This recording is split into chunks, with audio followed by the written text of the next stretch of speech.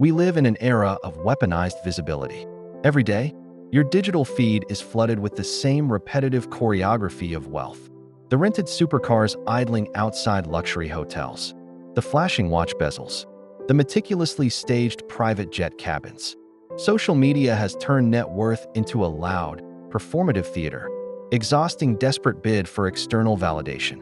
But beneath this surface layer of noisy consumerism, a quiet, massive economic migration is taking place.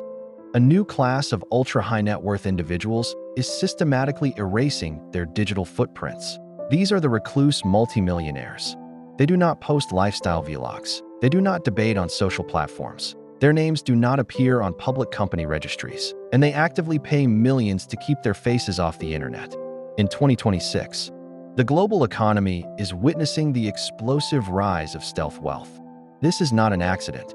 It is a calculated, strategic survival mechanism. These individuals have realized that in a world where everyone is screaming for attention, true power lies in absolute obscurity. In this comprehensive breakdown, we are going to analyze the exact financial engineering behind these invincible empires, from private shell companies to decentralized asset allocation. More importantly, we will dissect this modern phenomenon through the ultimate framework of psychological durability.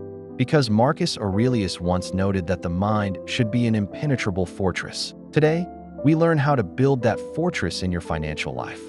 Let us look at the mechanics of the quiet elite. The first mechanism is the death of the flashy millionaire.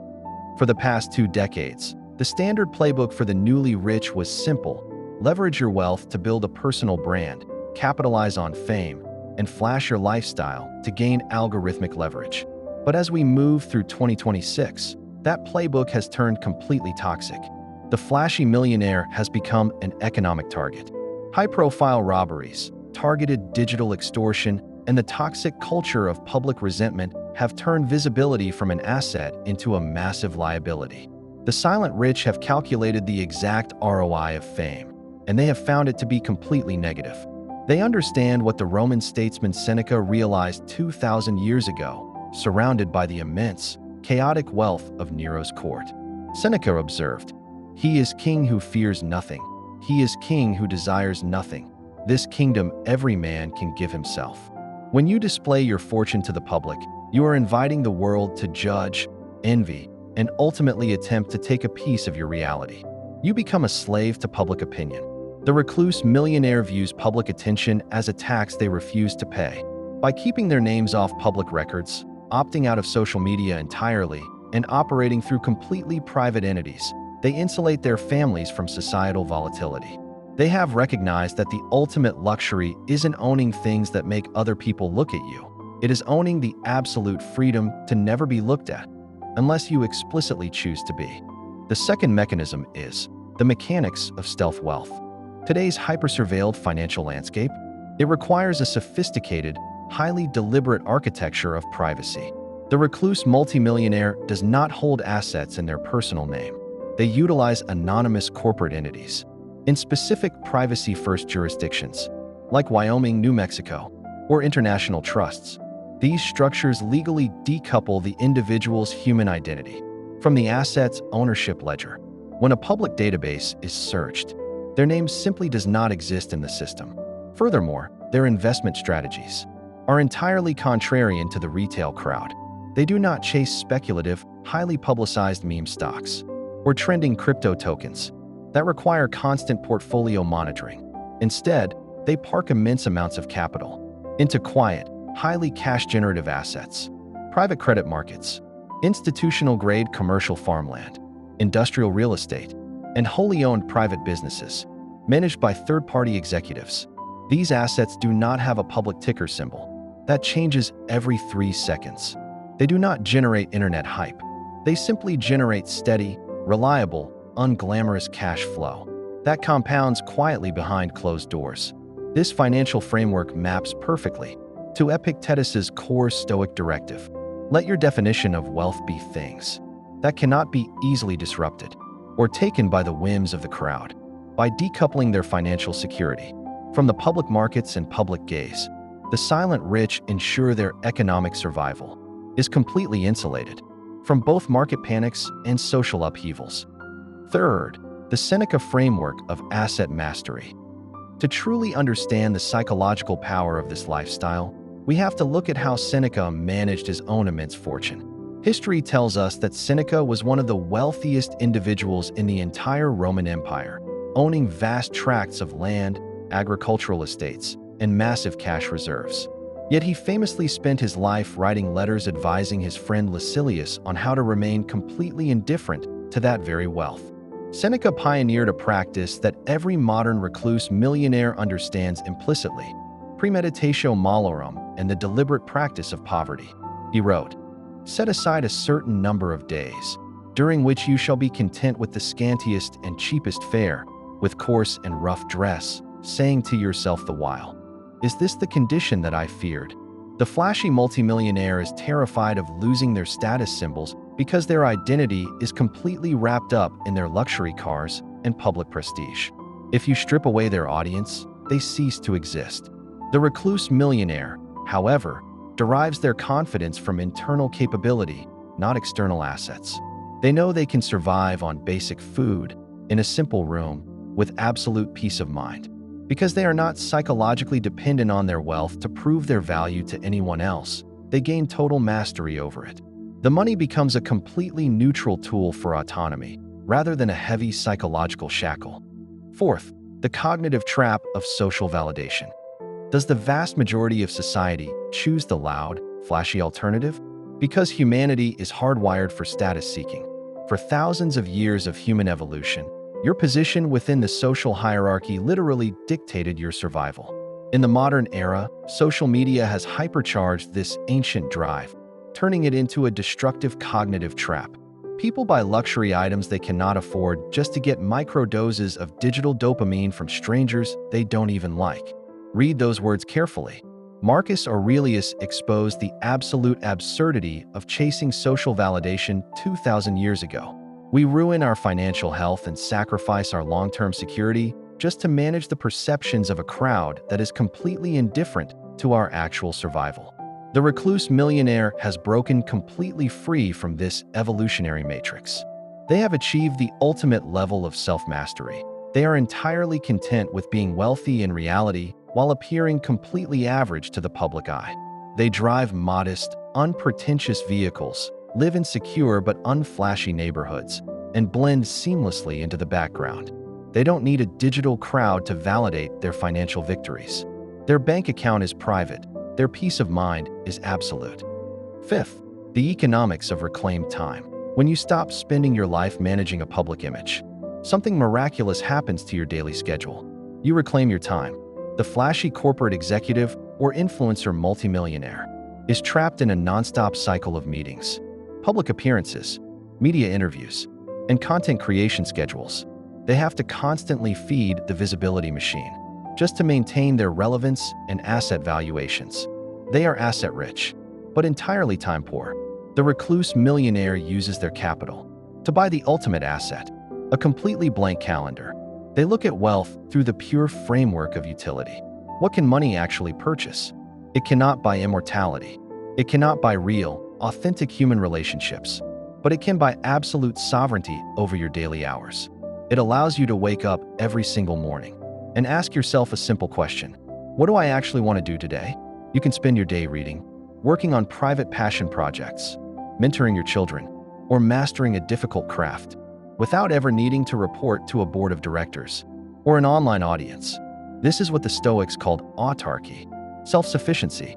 It is the realization that the truest measure of your personal abundance is not the size of the crowd cheering your name, but the absolute lack of anyone else commanding your daily attention. Sixth, the genealogy of privacy. The rejection of public fame is not a modern internet trend. It is a historical pattern practiced by the most durable minds in human history. If we track the genealogy of privacy, we discover that the truly powerful have always worn a mask of average appearance. In ancient Rome, while flashy politicians spent their fortunes on loud public games to buy popularity, the true aristocratic class quietly consolidated land, grain supplies, and trade routes far from the chaotic forum. They understood that public visibility is a cyclical trap. The same crowd that cheers your ascension today will gladly celebrate your execution tomorrow. Look at Cato the Younger. He was one of the most financially secure statesmen in Rome, yet he chose to walk the streets barefoot and dress in the simplest dark clothing. He was practicing what the Stoics called intentional inconspicuousness. Cato understood that when your identity is tied to the public's perception of your status, you surrender your moral autonomy. By deliberately stripping away the outward markers of his wealth, he rendered himself completely immune to political blackmail, public shaming, and peer pressure. Fast forward to the modern era, and the world's oldest, most resilient generational wealth dynasties operate on this exact same blueprint. They do not own public social media accounts. They do not appear on celebrity magazine covers. They operate through centuries-old family offices and private trusts, completely cloaked from the public eye. They have figured out the ultimate historical secret. If you want your empire to survive across generations, you must make it completely invisible to the modern radar. Seventh, the paradox of cyber-anonymity. In 2026, achieving absolute anonymity is no longer as simple as closing your curtains and driving a modest car. We live inside a digital panopticon where your facial data, spending habits, location tracking, and corporate registries are constantly scraped, indexed, and sold to the highest bidder. For the modern recluse multi-millionaire, hiding their wealth requires a sophisticated, non-stop digital defense system. It is a world of cyber-anonymity that operates completely under the surface of the standard internet. These individuals employ specialized privacy firms to systematically scrub their digital footprints from the public web. They do not use standard consumer credit cards.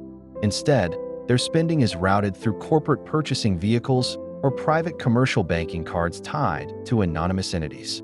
They utilize encrypted communication infrastructure, mask their digital locations via secure, private networks, and legally mandate that any property they purchase is registered through double-blind trust structures that never reveal the human ultimate beneficial owner.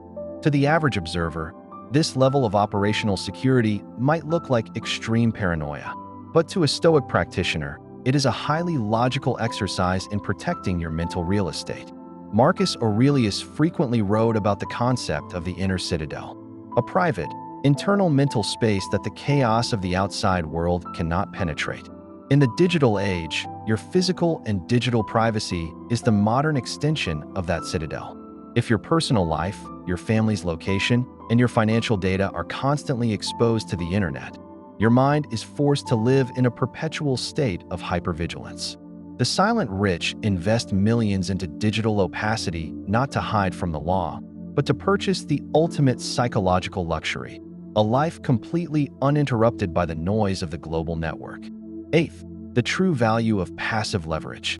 When you strip away the algorithms, the corporate structures, and the encrypted networks, we are left with the core reality of money. What is the actual, tangible purpose of accumulating capital? The flashy millionaire believes money is an engine for expansion. More properties, more assets, more businesses, more attention. They use their capital to build a bigger cage. The recluse millionaire looks at capital through a completely inverted lens. They see money as an engine for subtraction. They use their wealth to subtract obligations, subtract fake relationships, subtract toxic business partnerships, and completely eliminate public friction from their lives. They do not want to manage thousands of employees or deal with corporate fame. They establish highly automated passive leverage through private credit markets, real estate trusts, and automated index investments. They are completely satisfied with their businesses operating at a quiet, sustainable scale rather than forcing them to grow exponentially just to satisfy an ego driven by vanity. This is the ultimate application of the Stoic virtue of sophrosyne, temperance, and self-restraint. It is the deep, internal understanding of how much is genuinely enough. When you figure out your personal baseline for total financial independence and absolute safety, every dollar accumulated beyond that point should be weaponized to buy you more peace, more privacy, and more time. Any dollar that increases your public stress, your corporate anxiety, or your digital exposure is no longer an asset. It is a trap disguised as a victory.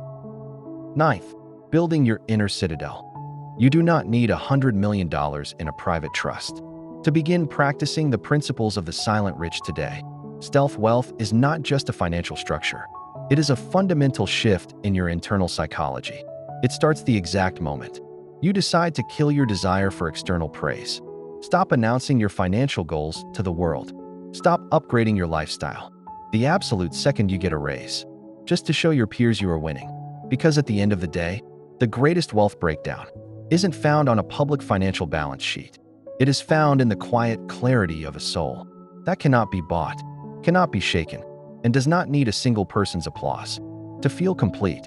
If you are ready to reject the loud matrix of modern money and build true, silent independence, hit the subscribe button below.